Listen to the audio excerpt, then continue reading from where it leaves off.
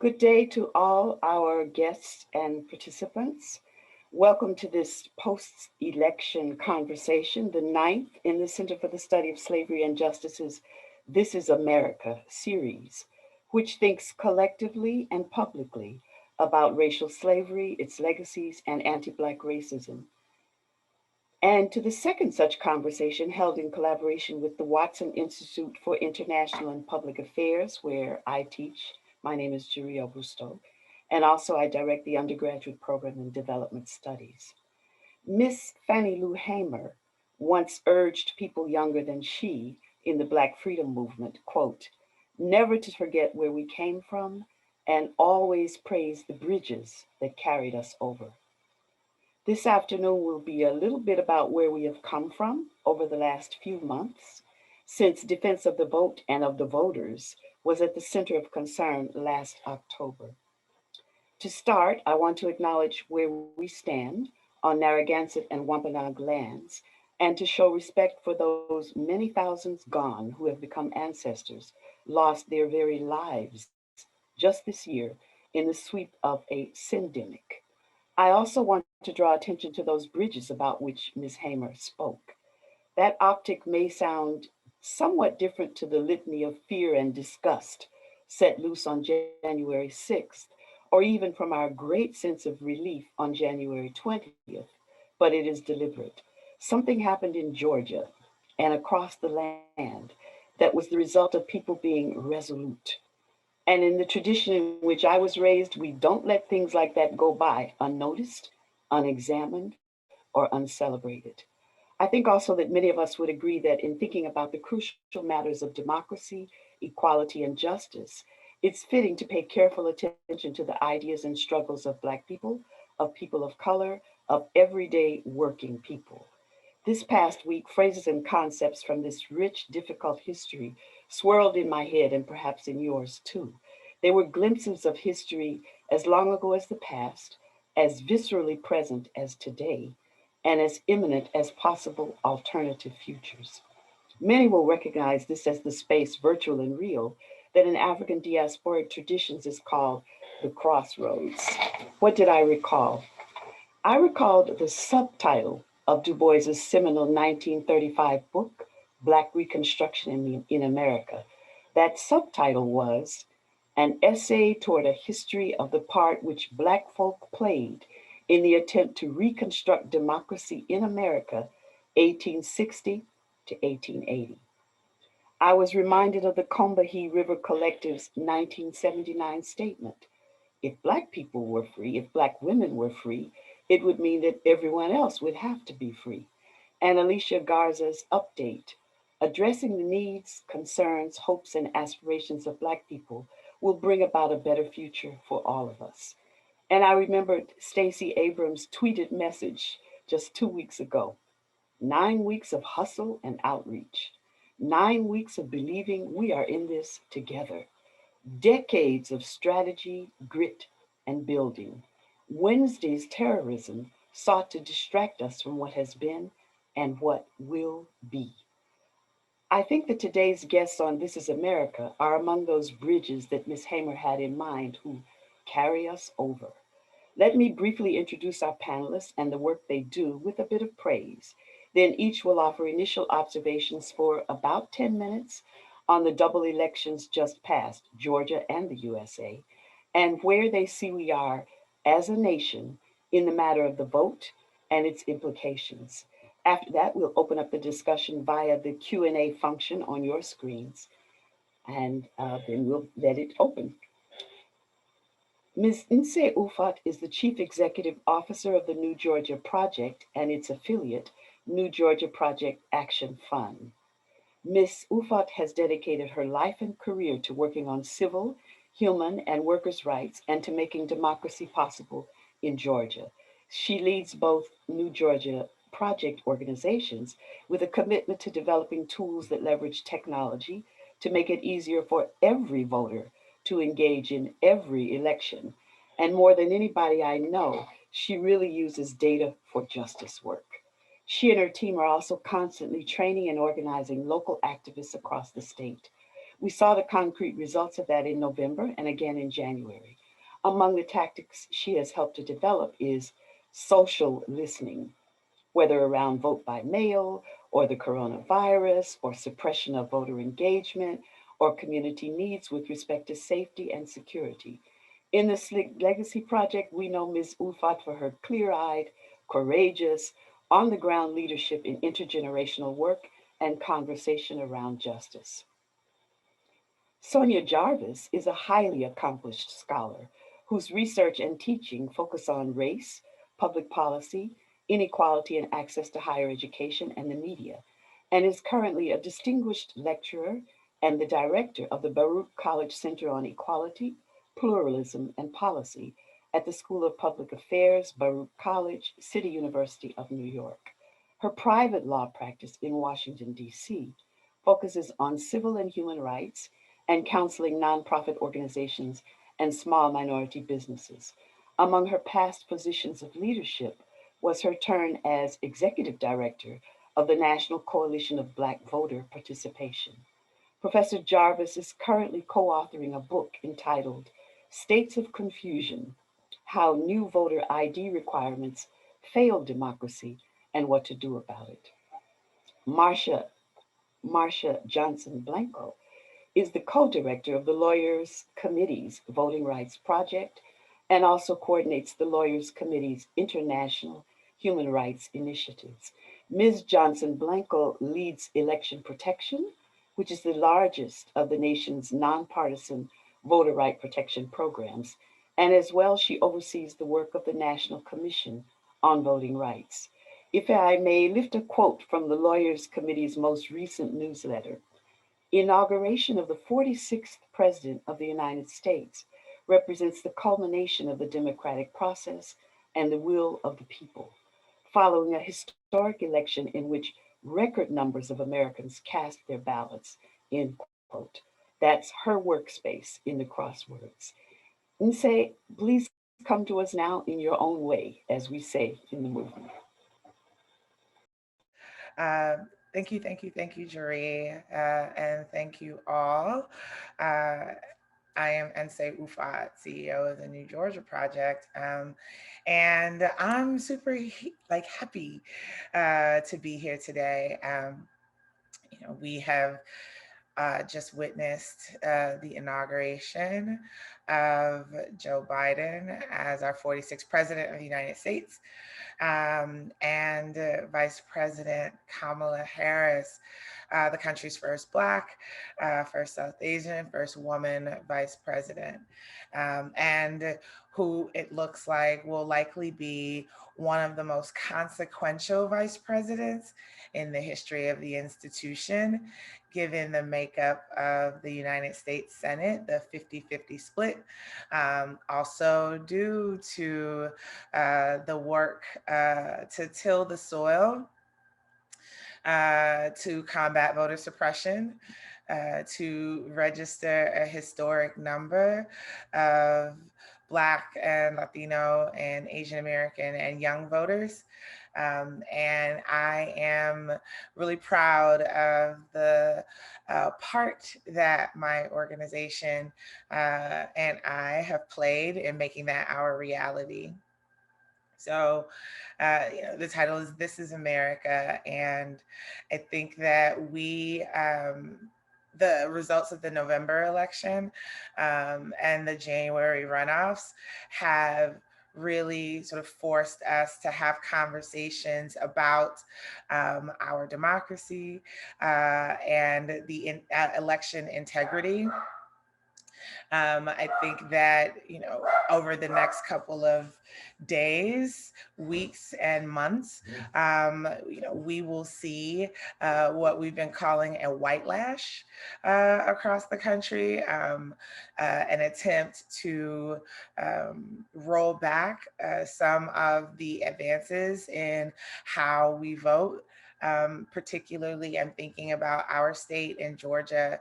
The legislative session started last week, and they have impaneled a commission who will be reviewing Georgia's election integrity and specifically vote by mail. I think because we are in the middle of a pandemic, many states adopted or expanded vote by mail, absentee balloting in their states as one of the safer ways for people to participate in our democracy. Safe in terms of managing our exposure to COVID, but also safe in terms of a paper trail. I don't think that it is widely known that Georgia purchased 30,000 new voting machines in 2019. And the first time most Georgians got to vote on them was in the November general election. There was a lot of controversy surrounding the purchase of these voting machines, given the relationship between the vendor and the Secretary of State's office, given concerns about the paper trail and Georgia's long and recent history of voter suppression. And so, um, you know, Georgia also has been doing no fault vote by mail since 2005.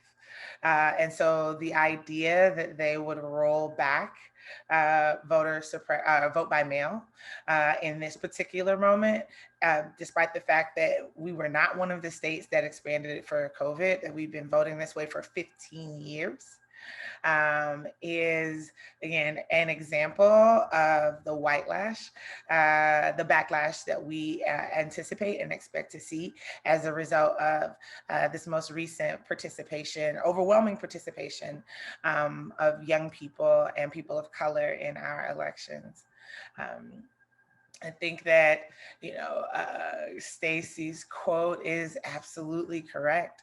The 9-week sprint, I am still working to recover from that. Just a little bit about what we did over that 9-week period. So, one of the things that I'm most proud of is, before we even get to this point, youth voter registration. So Tufts University does this study where they regularly monitor and track youth voter registration in all 50 states. And what we've learned is that from 2016 to 2020, that 25 of the states in our country, so half of the states, saw an increase in young people registering to vote from 2016 to 2020. And Georgia leads every state in the nation with that increase in youth registration. It's a 35% increase that we saw with Georgia young people registering to vote. And so that is how we went into the cycle. And then, we, over the course of the 9 weeks of the runoff, knocked on 2 million doors, made over 7 million phone calls, sent over 4 million text messages, and engaged tens of millions of Georgians or tens of millions of Americans via our social media, our work to combat misinformation and disinformation, and to think about ways to innovate around voter education and how we go about doing popular education. I think that, when we launched in 2020, which is usually around MLK Day, we had a plan of registering an additional 100,000 Georgians to vote. And then March 13th, we shut down for COVID. And so it really forced us to get real about what our goals were and how we were going to go about accomplishing them. And so what we've learned is that our goals didn't change, our tactics did. In the beginning, we had plans to go to every county fair we could, every music festival, every dormitory move in and move out day, in an effort to reach our folks and to have conversations about things that matter. And that wasn't an option for us. And so we had to get creative. I'm really proud of our team and some of the ways that we've innovated around combating voter suppression and increasing youth participation. Twitch, it's a platform, it's like YouTube for gamers. We brought in professional video game players and to have conversations with us about the power of the youth vote, Gen Z, what's happening, policy, what are the things that they care about.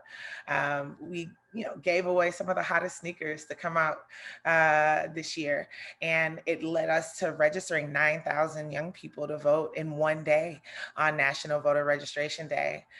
We had a live stream, live coverage of Georgia elections and what was happening on the ground, also on Twitch, so young people could tune in. We had over 500,000 unique viewers join us to understand and to see what was happening in Georgia. We had a lovely conversation with Dr. Mae Jameson, the first Black woman to travel space.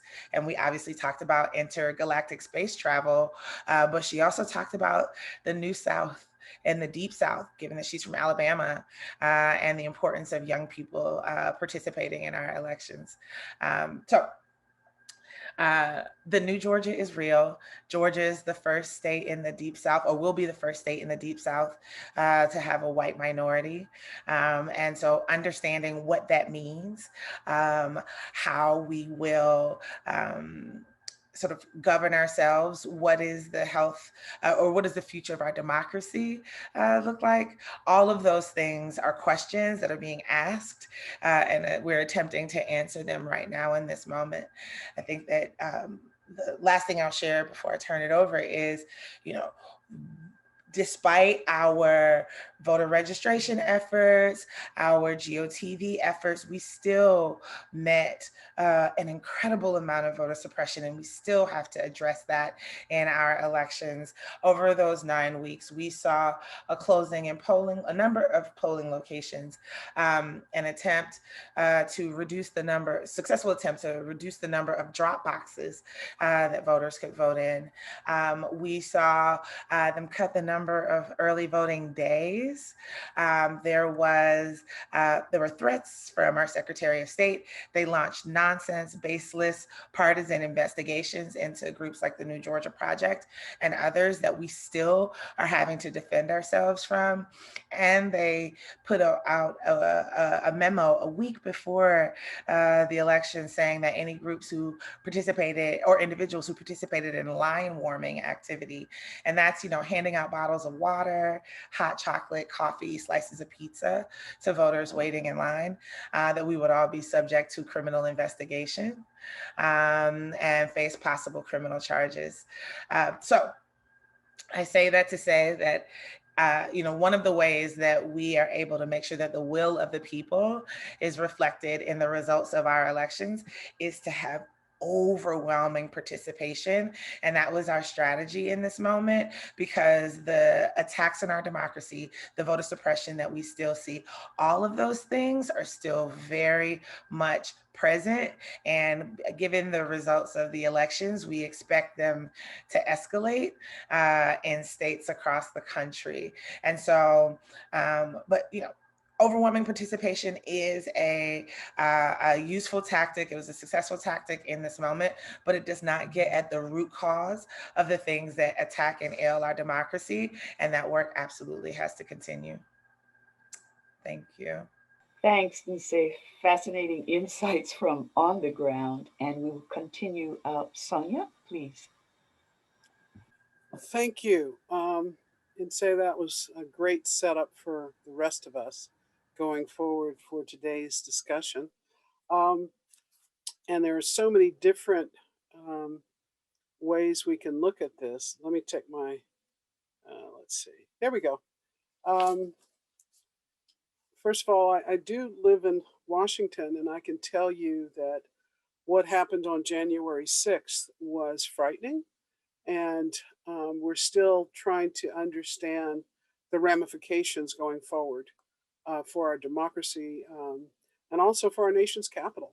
I can share with you in the audience that seeing all those individuals on the steps of the Capitol without restraint was the first clue that something was very, very wrong. That just does not happen.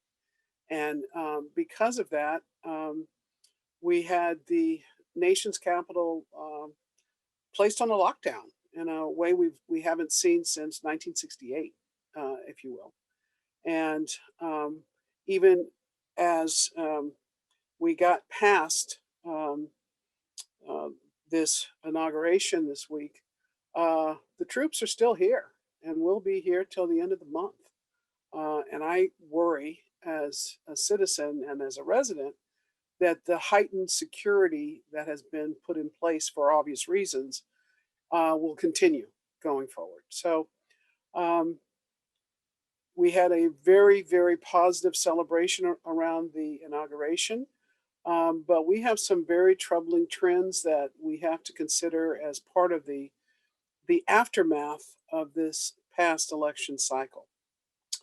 We can look at, and I'm not going to just focus on the negative aspects. I want to make sure we, as part of our discussion, talk about the positives. But it's considering what, as a nation, we learned from this past election, where more votes were cast in our presidential election history. And that's important for us to look at. What did that mean? And on the one hand, President Joe Biden had over 80 million votes, but his support did not translate to down ballot. And we have to try and understand how that works going forward. But we can see it in the current composition of the US Senate, which is divided exactly 50-50. And only because of Georgia and the runoff elections did we even have a chance. Those who are concerned about the balance of partisanship within the Senate could look at that and say, oh my goodness, now we will be looking to Vice President Harris to cast the deciding vote on any important pieces of legislation. And without that boost from Georgia, I would argue that President Biden would find most, if not all, of his plans in terms of legislation blocked going forward.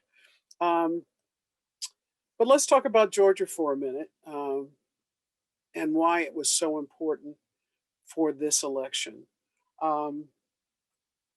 We can look at the type of statistics INSEE just shared with us, but I'd really like to look at the youth vote and why that was so important in this election.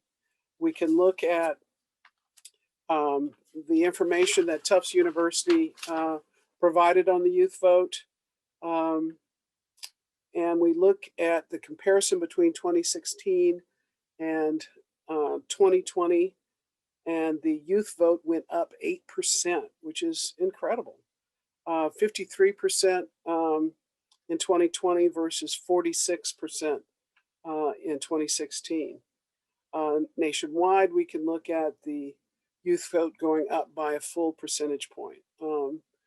This is extraordinary, and I think we'll hear more about the youth vote going forward and how important it was to the results of this election. We can also look at Georgia in terms of the youth vote, and let me see if I can give you some stats on that I thought were just incredible. I asked Catherine to post a picture of the youth vote nationwide, but if we look at the youth vote in support of Joe Biden, we see that for Black youth, it was 86% for Biden versus 10% for Trump. For the Asian youth vote, it was 83% for Biden versus 14% for Trump. For the Latino vote, it was 74% for Joe Biden and 23% for Trump. And finally, for the youth vote, it was 51% for Biden versus 45% for Trump. So again, some interesting figures to look at. And remember, this is, excuse me, this was part of the reason the election, the national election, resulted the way that it did. When we look at the national election, let me pull that up for myself. We see that for the Republican Party, males supported it 53%. And in terms of the Democratic Party, it was 45%. Among females, it was 42% for the Republican Party and 57% for the Democrats. In terms of race and ethnic heritage, we look at the white vote with 58% for President Trump and 41% for Joe Biden. The black vote was 87%. The Latino vote, for Biden. The Latino vote was 65% for Biden. The Asian vote was 61, and other was 55. And this is a reminder that with respect to the white vote, which we don't talk about a lot, we spend more time talking about our minority groups in terms of the overall vote total. But the Democrats have not enjoyed a majority of white voters since 1964 on President Johnson's election. So that's another trend that those of us who study elections are paying a lot of attention to see if that's going to move going forward, or is it going to stay in this at this level, which means a coalition of different groups versus a majority white vote for the Republican Party. Beyond that, I think that there are a number of other areas that we can pay some attention to, especially following on Insei's point about voter suppression. We can look at the lawsuits that were filed prior to the election, and in too many cases, the courts allowed what I would consider voter suppression efforts to go forward. For example, in Texas, when the governor decided to shut down the drop-off mailboxes for mail-in ballots, to reduce it from 12 sites to 1 site. And a federal court allowed that to go forward. We can look at places like Alabama, where there were challenges to the requirement for a notary on absentee ballots during the midst of a pandemic, which of course was another effort to suppress the vote. But beyond that, it is trying to understand or trying to anticipate that the efforts of voter suppression, especially after an election where the outgoing president talked about voter fraud for 7 months prior to the election, we can expect that, especially in states that are run by the Republican Party, more efforts to suppress the vote going forward. So this election may be passed, but a lot of the trends that came to the fore during this period are going to continue as we move past inauguration into this year.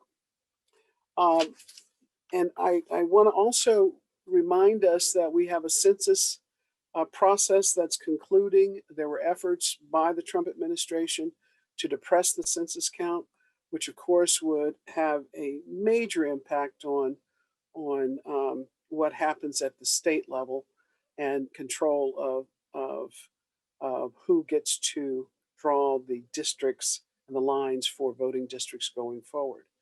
And so what I guess I would start to conclude is by noting how important this election has been on so many different fronts, but that we're left with a deeply divided nation.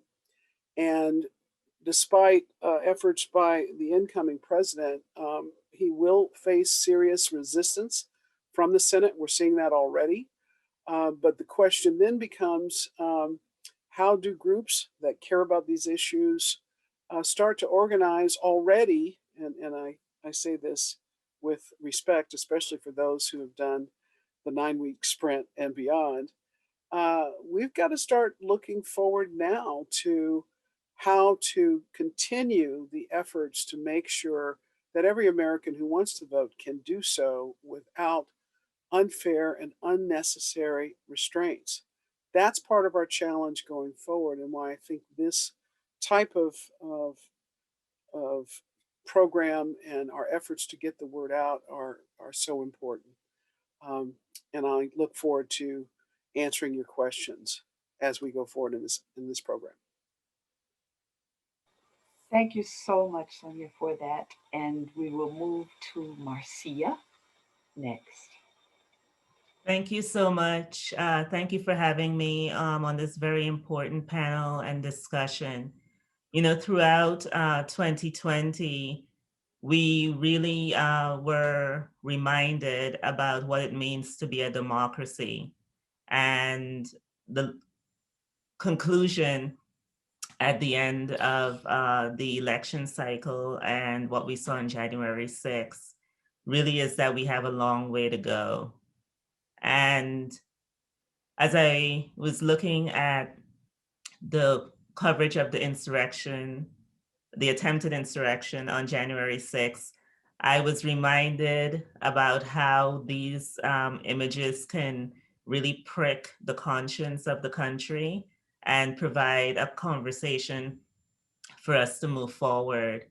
And thinking about how the state troopers attacking activists like the late great John Lewis at the foot of the Edmund Pettus Bridge pricked the conscience of the country and got us to the passage of the Voting Rights Act. And so, you know, how do we use this moment that we're in to really take a hard look at our democracy, look at our faults, and really move forward in a positive way. And the 2020 election cycle was really a culmination of how we engage in our democracy. The primary and the general elections really bracketed a summer where we had a lot of protests for social justice. And, you know, these protests happened during a pandemic which really highlighted the inequalities, whether it was healthcare, education, the economic inequalities within our country. And so we had this conversation all throughout the summer about how are we going to address the inequalities in our country. And the elections were, you know, a very timely vehicle to have those conversations between the primary and the general. And then on January 6th, what we saw is a different conversation, which is the backlash or the white lash to the multiracial country that we are in, and the attempts to address those inequalities that were just such a great part of the conversation during the summer. And, you know, we also saw that there was a big shift in how we vote. Usually we had a conversation around election day, but the pandemic forced us to have a conversation about the voting period. And we saw in our work with election protection that we were most engaged by voters, those more than 100 million voters who voted before election day. And I think the fact that we have this unprecedented turnout is a testament to when you give opportunity to voters to vote, they do show up. But I also, you know, when I was thinking about during Insei's presentation about, you know, the amazing work that she has been doing for so many years in Georgia, wow, all the hard work that we have to do to recognize our democracy. You know, like the work of democracy, it's hard, it's intense, it's ongoing. You know, just to also add some numbers, we at the Lawyers Committee brought over 30 cases attacking barriers to the vote during 2020, before Election Day. And then we also brought almost another 20 after Election Day, trying to push back against the narrative of the Trump lawyers that the opportunities that were open for voters to be able to vote by mail, is somehow inherently suspect. And I think it was also very telling where the arguments were made. It was against the voters of Detroit, of Atlanta, of Philadelphia, of Milwaukee, minority voters. You know, the subtext there was that the votes of these minority voters were somehow illegitimate. And I think that played out to with what we saw on January 6th, whose votes should be given respect, whose votes should count. You know, that's the conversation that spurred. And these voters whose votes were attacked, again, you know, really had to fight against a lot of barriers to be able to cast those votes that others were so willing to just easily take away from them. You know, and Say talked about the list of barriers to the vote that voters encountered, you know, the consolidation and changing of polling places without notice to the voters, the inability of election officials to get ballots to voters on time, attacks on groups doing voter registration, the purging of voters, our aging voter system, voting infrastructure that results in having to wait in really long lines to be able to cast your ballot. And so it was really interesting to me after the election, when you had election experts saying this is the best run election we've had in our country, as a response to the attacks they were receiving. And I was thinking, but this is not the best we can do. And I knew about all the work that had gone into us being able to get voters those opportunities to the ballot. And so we had the narrative of the best election from the civil rights groups and the civic participation groups. It was, we fought hard against all the barriers and succeeded in spite of the barriers that were put ahead of us. And then you had the Trump administration saying, oh, but those votes shouldn't be respected.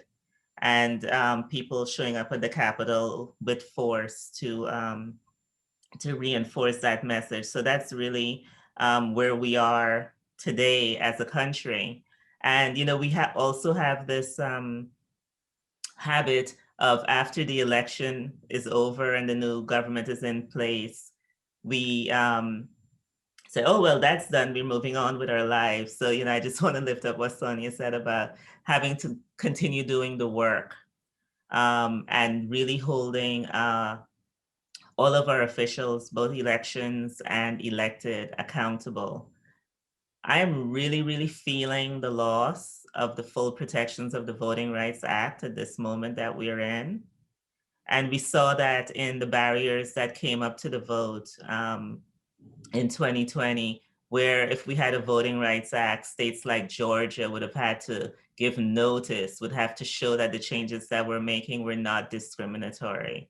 And we are now moving into the first redistricting cycle in decades where we don't have the full protections of the Voting Rights Act.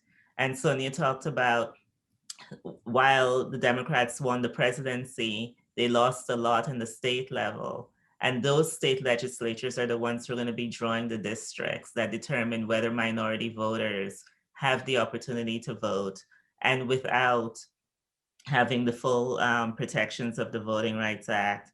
So, when we think about where we are as a democracy, I found it very telling that during his inaugural address, President Biden really had to remind us about that, one, we are a democracy, but that, and how precious it is. He said it's precious, it's fragile, and that we have prevailed.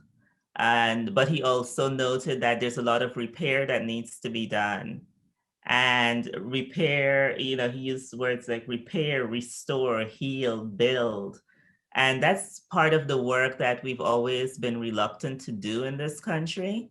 And I think that until we do that work, we're going to end up in those moments like we saw on January 6th. But I must say that I just find, tremendous hope in the youth who are turning out and making sure their voices are heard. And in, Amanda Gorman, her inaugural poem was just so beyond her years, but it also reflected the youth that, the hope that our youth gave me. And, the line from her poem that said, while democracy can be periodically delayed, it can never be permanently defeated. I find that a really hopeful message. But the only way it's not going to be permanently defeated is if we continue doing the hard work to make sure that our democracy works and that our elected officials are held accountable. So I'll stop there, and I just look forward to the discussion. Thanks. Thank you very much to all three. I think we have quite a bit of time, plenty of time to have a discussion. So I'd like to invite again those in the audience to put their questions up in the Q&A. There are already three that are up, and one of them I think is especially provocative, interesting, and important. I'm toying between go straight to that and ask one of my own. I think I'll go straight to that and then I'll hold one of my own. So this one comes from Jay Miller. And he says, I'd appreciate an open discussion on what role white Americans must play to protect our democracy, that is, equality and social justice, from white nationalists and racists whom we abhor. And anyone on the panel can take that and start with it.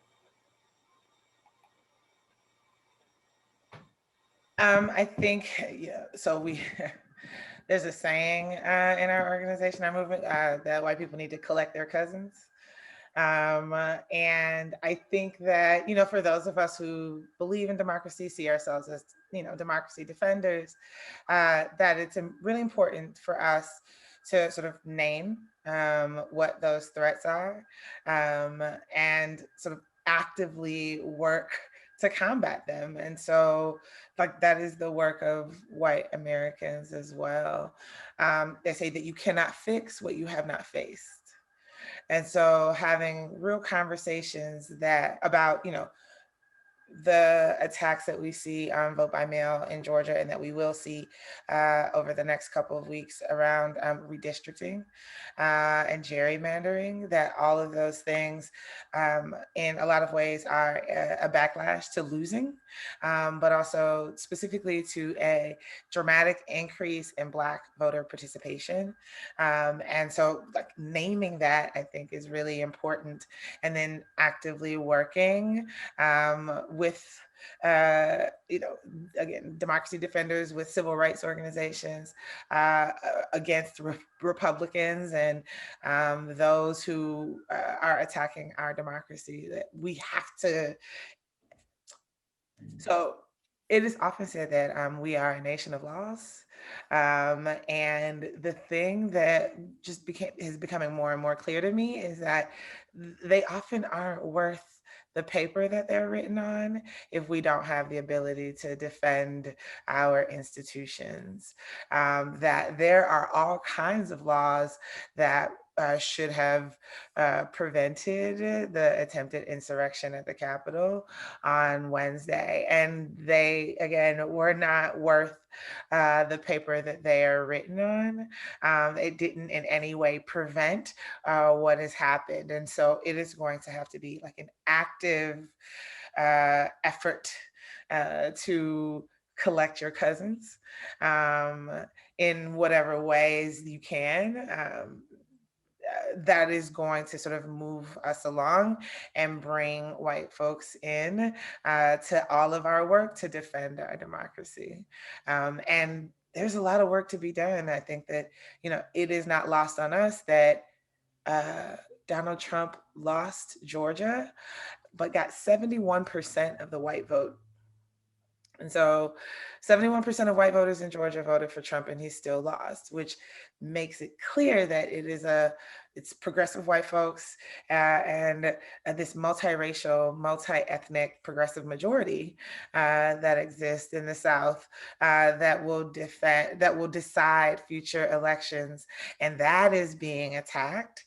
And so we have to face it in order to fix it. Yeah, I definitely agree with what Nsé has just said. And also I would lift up that, white Americans really have to engage in the conversation about racial injustice and not just depend on those who experience that racial injustice to lift that up. And this country has had a really hard time confronting the dark sides of its history and present, and also of the legacy of that history on the present. And until we have really an open and clear-eyed and discussion about the legacy of the history of the country on the present day, and it can't be a conversation that only minority Americans are having. Everyone has to be a part of that discussion, and also everyone needs to be a part of doing the work to address the inequalities that we see in our country. And I do think what we saw with the Trump voters and the insurrection, it is a response to a changing America, and a lot of people are afraid of where they stand and where their whiteness fits in that changing America. And until we have that conversation and confront the legacy of racism, we're not going to get beyond that. I would add to that, if you're done, I didn't want to come in too early. Please go ahead. Because our stuff just keeps intersecting. We're raising different issues, but we're talking about the same basic problem, and that is how do we reconcile the fact that 74 plus million Americans voted for Donald Trump, regardless of what he did? They still gave him their precious vote. And so I don't want to see what we saw after the 2016 election, where all the discussion was about the white voters who felt disenfranchised and now had a new champion in President Trump. I mean, that was a large part of the social science narrative after that election. I'm really anxious to see what the narrative will be after this election. And that's why I started with the youth vote, because I thought that was one of the most important differences between 2016 and 2020 with respect to the final vote tally. But at the same time, how is it that in terms of a strategy, the Republicans felt it was perfectly acceptable to just attack majority Black cities to raise charges of voter fraud? So does that mean that Black voters only cast fraudulent votes? I'm saying it provocatively on purpose, but think about that 7 months of anticipated voter fraud, and after the election, another month and a half of attacking through court challenges. And fortunately, the courts stepped up and said, we're not seeing proof of fraud. But that message seemed to be lost in the 60 some cases that were filed. But that was a better result than what we saw prior to the elections, where too often even the Supreme Court said, oh, no, no, no, we're not going to interfere. Whereas with the Voting Rights Act restored to its full vitality, we would, as a community, have had more tools to push back against those attacks. So it's not clear going forward with the new administration and split Senate how quickly we will be able to restore the Voting Rights Act, which I think is critical to be done prior to the redistricting process if we have any hope of making sure that the gerrymandering doesn't get worse. And so it's balancing the expected attacks with what the insurrection and its aftermath is showing us. The mayor of Washington, D.C. requested National Guard help and was ignored. How did that happen? We've got to understand these other pieces of that puzzle in response to this question of what are we asking our white voter population to do going forward. And I think at the heart of it is being willing to stand up and confront when we see deliberate efforts to demonize and disenfranchise certain voters. Even with the runoff, why did we even have a runoff in Georgia? That wasn't a vestige of the Civil War, that was a vestige of the 60s and the deliberate effort to prevent Black candidates from being successful if they won by even one vote, but if it wasn't over a certain threshold, then you had to have a do-over. This time with that do-over, the kind of coalition that came together in Georgia was encouraging because it required at least 30% of those who cast a ballot in the runoff were African American, but it also had slightly over 30% of white voters. So we see some signs from the kind of organizing that the groups did in Georgia, and there were so many, and they worked so hard, and we owe them so much. And say that's a shout out to you. I just want to make sure that we look at these numbers to see what they tell us going forward. Okay, I've been wrestling here with the question that I wanted to ask, and this will be my last question I'll go to. We're beginning to pile up some good questions in the Q&A. But I was just thinking about, I think it's Marcia who underlined the work of democracy is hard. You know, I mean, really, really hard. And so one of the questions that I had was about, to be truthful, I actually polled some of my colleagues and comrades, what would they like to know, particularly from, older veterans. And one of the questions, which was framed to me in terms of people of color and Black people, but I think that it actually fits for, a larger view of this hard work of democracy is, how do you get people who don't see any relationship between the vote and their everyday lives to see the connection? That's an ongoing question that I tackle all the time. And particularly, as a voting rights lawyer, when I'm asked, why should I vote anyway? And one way I tackle the question is by starting local. Because I think a lot of the conversation happens about our national leadership and our congressional leadership, but you have your school boards, you have your city councils, you have those offices that have really a direct impact on your life. And unfortunately, they don't get as much of the attention or the voter turnout as the high profile races that are always in the media. But any policy that you care about, any change that you want, it's very likely that there's someone who's going to be elected that is going to be deciding what that policy looks like and what that change looks like. And, the Supreme Court in the 60s said, the right to vote is preservative of all other rights. in a democracy, the way we get change, the way we have a policy discussion is first we begin with the vote. Who is having that discussion? Who's bringing up issues? Who's deciding on whether we're going to have the data, the money, the resources necessary to address the questions? And it all begins with the vote. And so we really need to, I agree, do a better job of tying the vote to the actions and the policies that we want to see. Yeah, I would just offer that the way that we train our organizers is that they have twice as many ears as they do mouths, and that it's really important to listen because people will tell you what they care about. People will tell you what their hopes are for themselves and their community, and their fears for themselves and their families. And we work through like these sort of high quality face-to-face conversations when possible to connect the act of voting to the thing that they've already told us that they care about.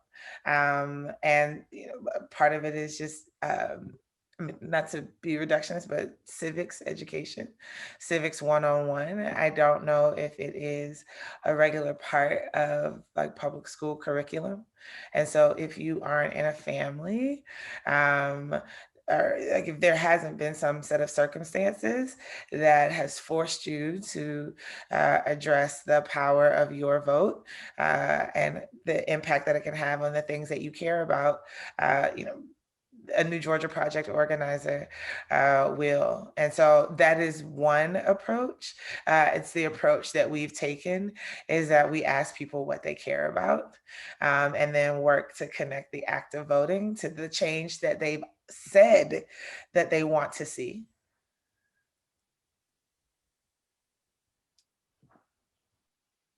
Sonia, did you want to comment as well? Yes, I did. I was trying to pull up a link, and I'll get it in a second. But on this issue of what happens when people don't see the need to vote, or believe that their vote won't make a difference, right? And American University did a study on Black millennials.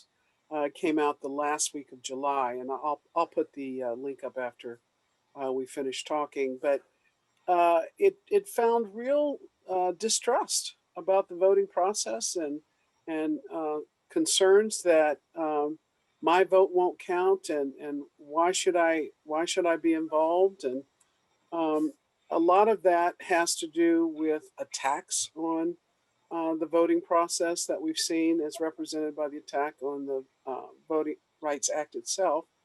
But just a few of those stats from this survey, and it found that for Black men and women under 30 compared to the elders, have far less trust in elected officials and far less enthusiasm for voting.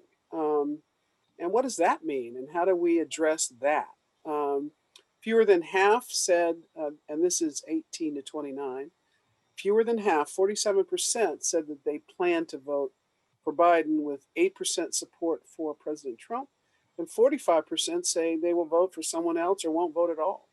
So I keep coming back to why we should look at the stats to have a better sense of who did participate, the impact of groups on the ground that turned a lot of that negativity off. But it's still part of our understanding of going forward from this historic election in terms of numbers of votes. But we're still seeing some real concerns expressed on why should I vote at all, and having a good answer to that, but more importantly, addressing the critical needs of all of our communities now in this pandemic is going to have a big role in changing attitudes, especially for those under 40, to show them that voting does make a difference. We have a good collection here in the chat now, and I'm going to turn it over to my colleague from the Center for Study of Slavery and Justice, Catherine, and she's going to bring forward the questions that are coming in now from the audience. And then I'll come back towards the end with maybe one or two more. Catherine. Thank you, Geri, and thank you so much to the speakers. I wanted to ask this question who came in from Shirley, who thanks Professor Jarvis for sending the New York Times poll and asks, looking at that poll, it shows two different American realities. How do you begin this conversation we need to have in this polarity? Should the focus be on youth and accept that the 45 and over age group is a lost cause? Well, since I'm in that over 45, I hope not. We'll start by taking your question seriously, because I think it is important.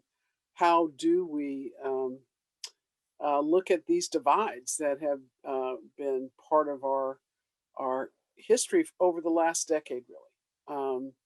And I don't think there's an easy answer. I think it is a function of showing people that their vote does matter, but also to ask the question of how do we even have dialogue across groups?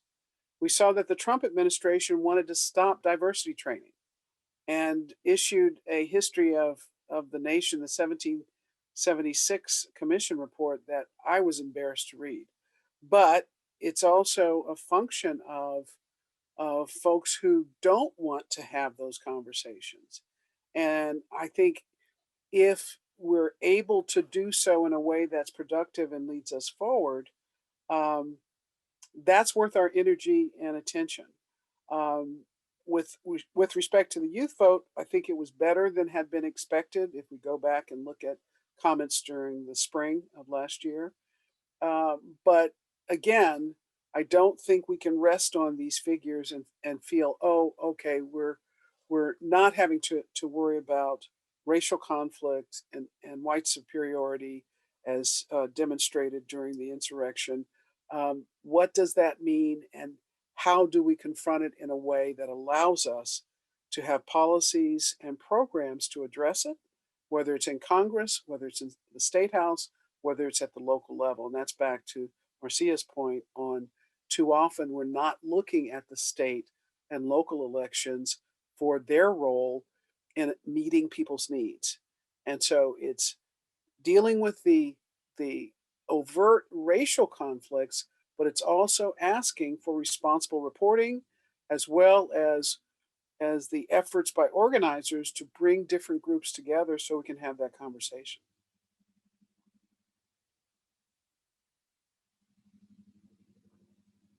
Marcia or Ense, any thoughts on that one? No, I just echo what was said. Yeah, same. I mean, I find it odd that we feel like if we have to choose, like it's a false choice between doing, educating a new generation of voters who may lack familiarity with the process, and doing sort of voter education on the issues and the candidates. I liken it to, the way the parties feel like they have to talk to white moderates or suburban moms or soccer moms, or how they characterize or frame swing voters. I'm not sure. I think that there are enough resources in that popular education, bold, robust public education, focusing on an anti-racist approach to policy, having a race, gender, class lens when we are evaluating candidates, evaluating issues, that it doesn't feel like we have to choose between generations in order to get to a full, robust democracy where everyone is participating and every voice counts and every voter matters. And I would just follow that by saying to Shirley's question that it is about the conversation. How do we have that conversation, right? And I think that's that's part of our concern. If we're all in our separate camps, it's harder to have that conversation. And then we have the pandemic. We're not even seeing each other on a daily basis because we have to protect ourselves from this deadly virus. So again, a very, very provocative question. Thank you for that, Shirley. Something that came up a few times today, we got a couple of questions on, I'll just combine them. It's about the Voting Rights Act.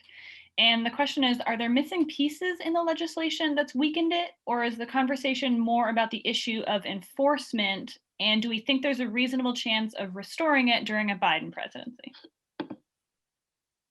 So there are pieces that are missing. You know, the Supreme Court in 2013 in the Shelby County versus Holder decision really struck down the formula that determined which states like Georgia, that had a history of discrimination in voting, would need to have their laws that they're contemplating be put up for federal review before they could be implemented. So in terms of a fix to the Voting Rights Act, that's a big one.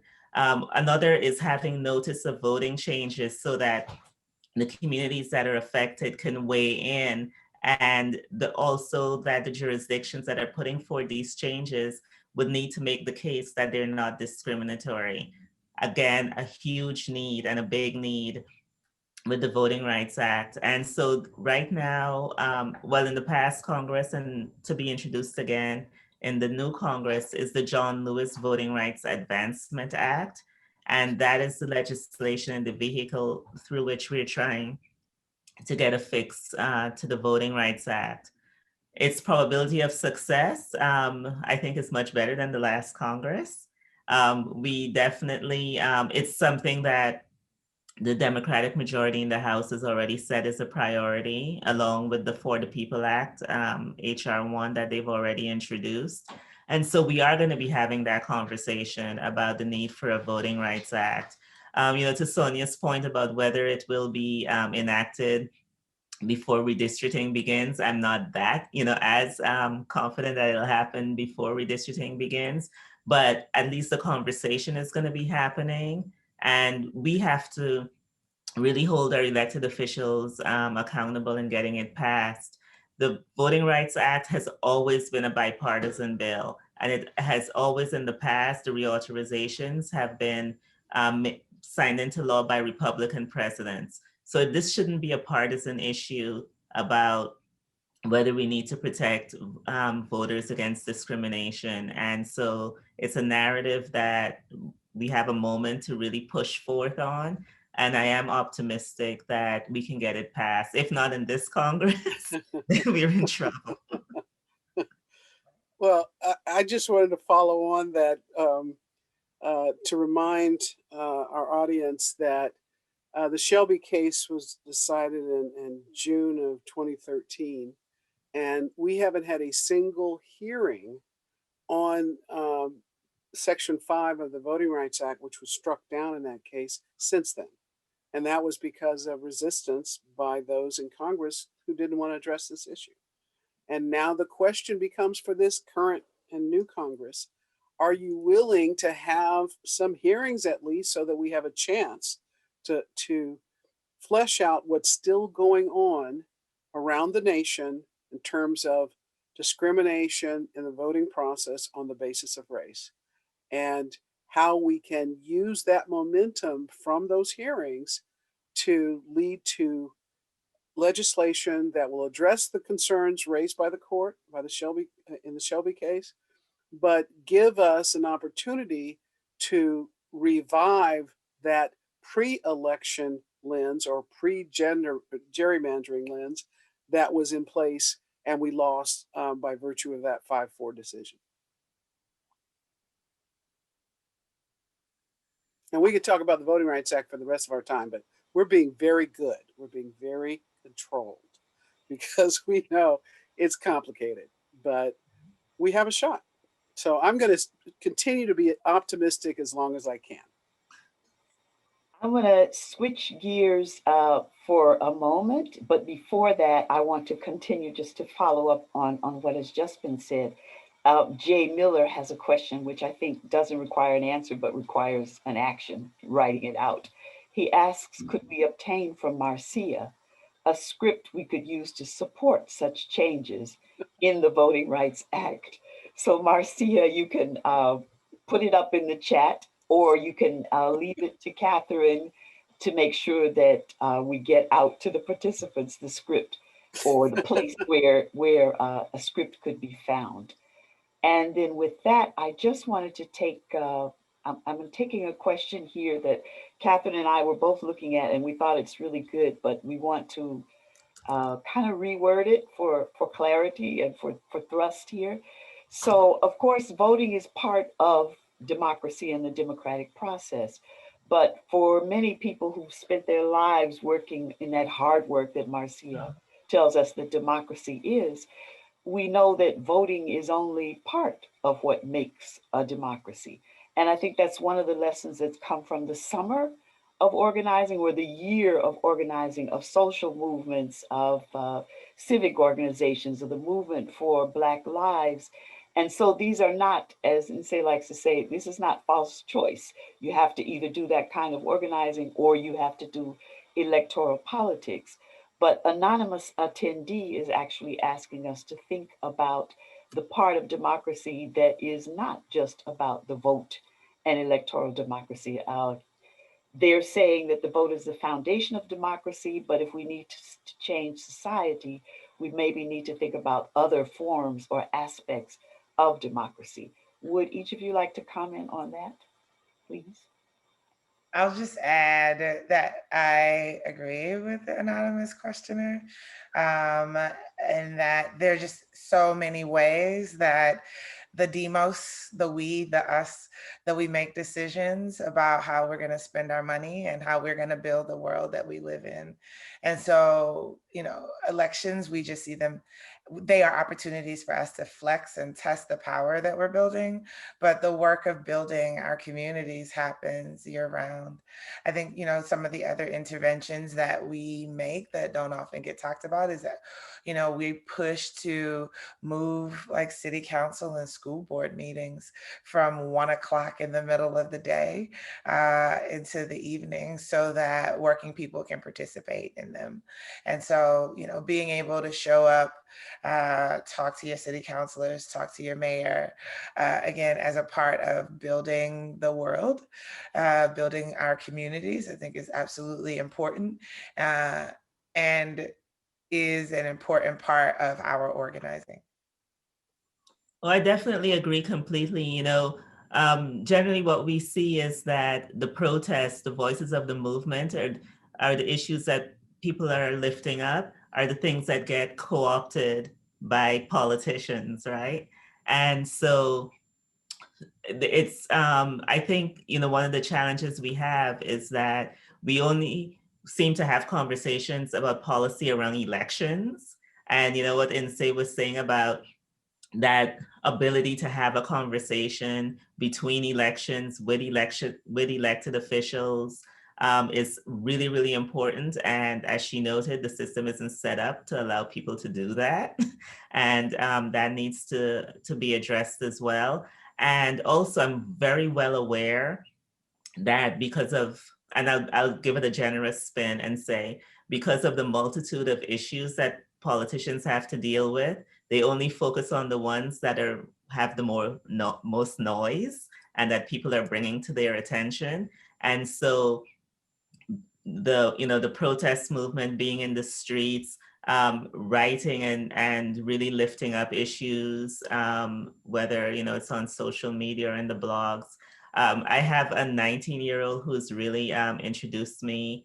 I'm not on it, but she shows me her TikTok videos. I'm really impressed with the conversations and the deep conversations that are happening on TikTok around a lot of the issues that we then end up voting on. So there are definitely many different ways to have the conversation. But, in order to have the results and to move the needle, voting is one component of that, and a necessary one, but it's definitely not the only component. And I would agree with both Insee and Marcia's points on this very good question.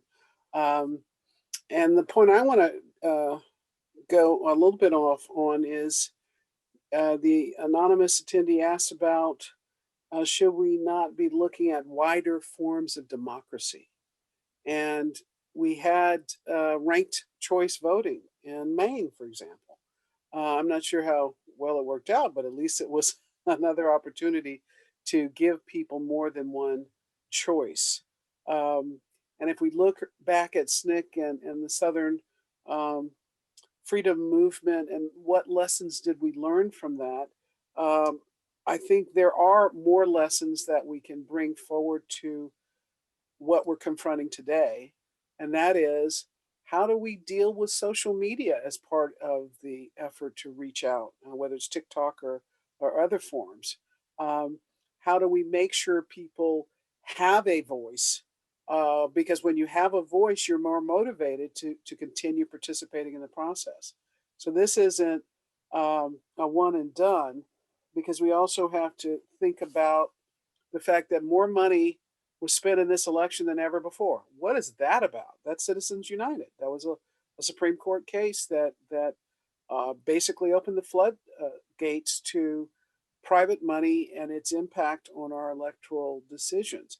Should we go to just a public money system for any elections? That's something we can debate. But right now, we're seeing billions of dollars that were spent over the course of this past election year. And suppose we were devoting those funds to helping people and improving cities and helping children. But see, then I'm sounding like a social worker, and I'm not trying to do that. Okay. Catherine, you want to find us maybe one more question, possibly two, depending on how the answers go? Yeah, absolutely. We have two kind of similar questions that came in, both about the youth and asking about how we keep youth actively involved between election cycles, and any comments or thoughts on the Black millionaires and celebrities who supported Trump. Should they be won over since they're models for our youth?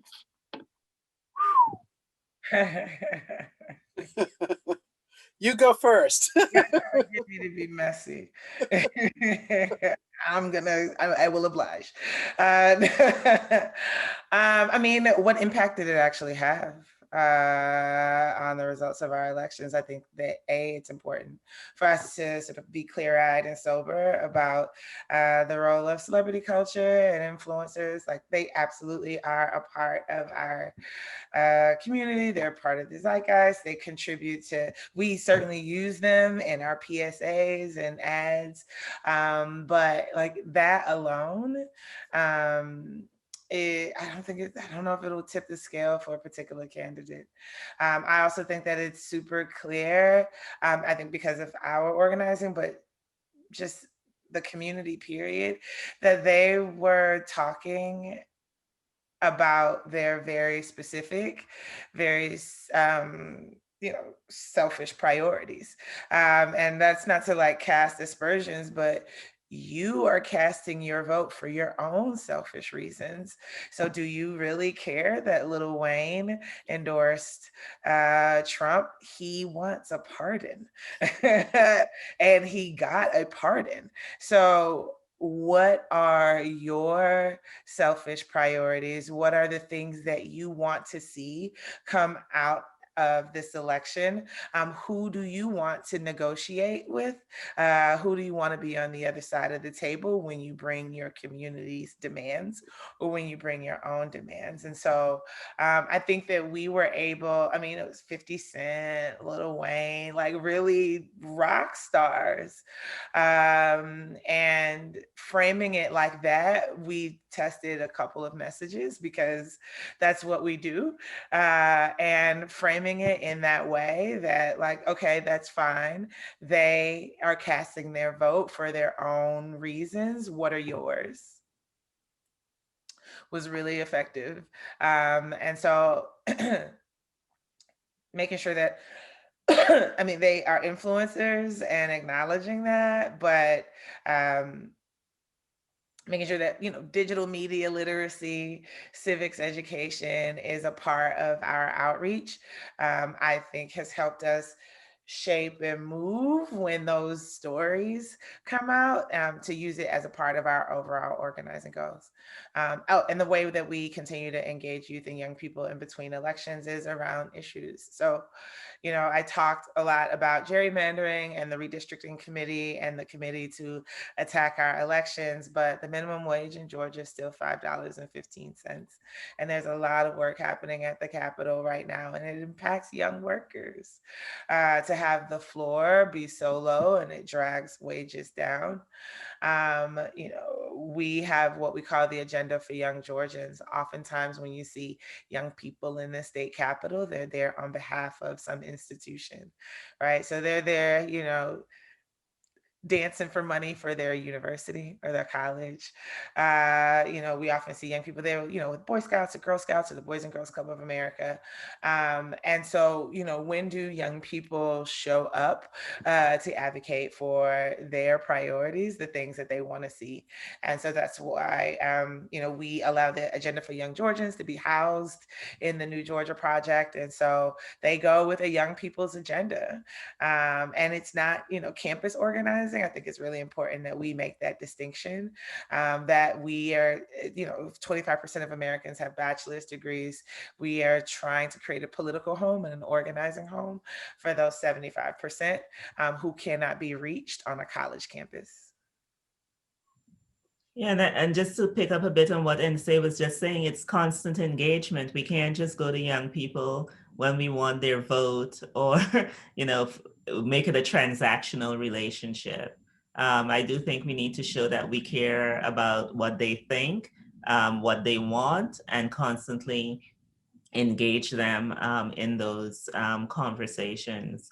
And then, with regards to, the rap millionaires, I think, as Nsé was saying that she so cleverly did, was use that as a jumping off point for having a broader conversation and not just,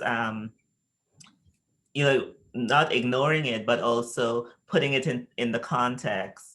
And it was funny because after Trump pardoned Lil Wayne, I was like, oh, so that's what that was all about.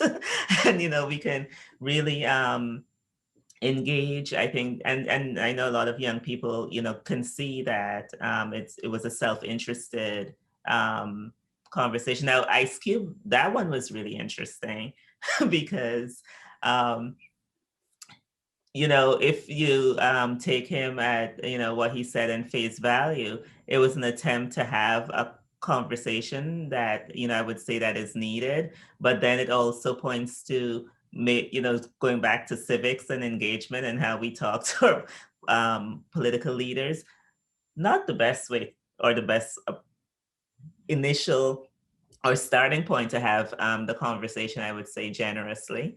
But, I think in terms of the civic education, I think it's a nationwide challenge that we have, both from, from the rap millionaires all the way down, in how we can really effectively engage the institutions and of our democracy and our political leaders.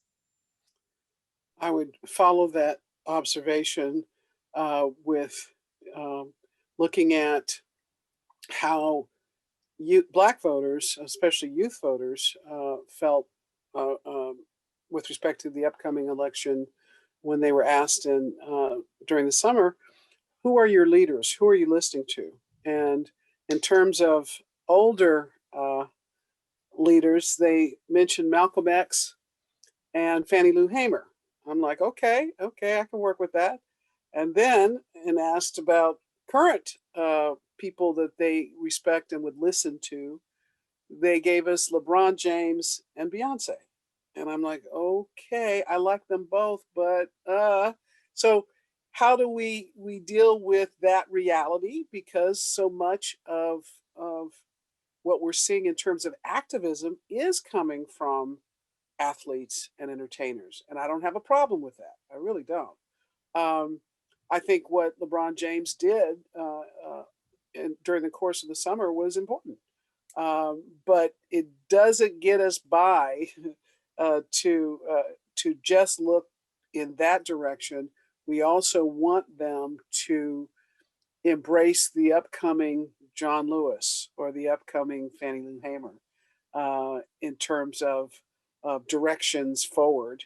And to the point of our Black entertainers or rap stars who like Mr. Trump, I still believe that people get to vote for whoever they want to vote for.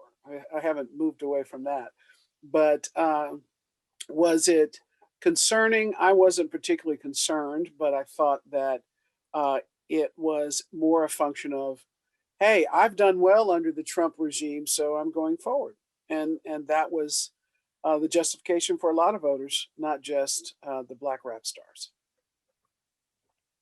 All right, the last question I wanted to ask, I think I'll leave it to be rhetorical, and it can also be hint, hint, an opportunity to invite all three of you back once again in a few weeks or maybe a few months' time. I wanted to ask for each of you, what was next for your organizations in terms of 2022 midterms, 2024, and just the regular work you do? I see the look on Sonia's face. There's a lot to be said. So I'll take this as an opportunity for a pre-invitation to another conversation. And then I'd like to ask everybody virtually to join me in thanking Marcia, Nse, Sonia, all three together. You know, what a powerful, I don't like the word masterclass, obviously for obvious reasons. I don't know if I should call it a mistress class. So I'll stick with the master class that we got today in social listening. I love that, social listening, and in the very hard work that is democracy. So more than just a post-election conversation, which I think everyone found very fruitful and very thought-provoking, this hard work about doing and making a democracy. We want to thank you very, very much for your contributions to our thoughts and our work going forward. And for those of us who teach, study, and research, to that too. So I hope to see you next time when we continue the conversation. Thank you so much. Get some rest, ladies, because y'all been working hard. Thank you. All right. Thank you so much. Yeah.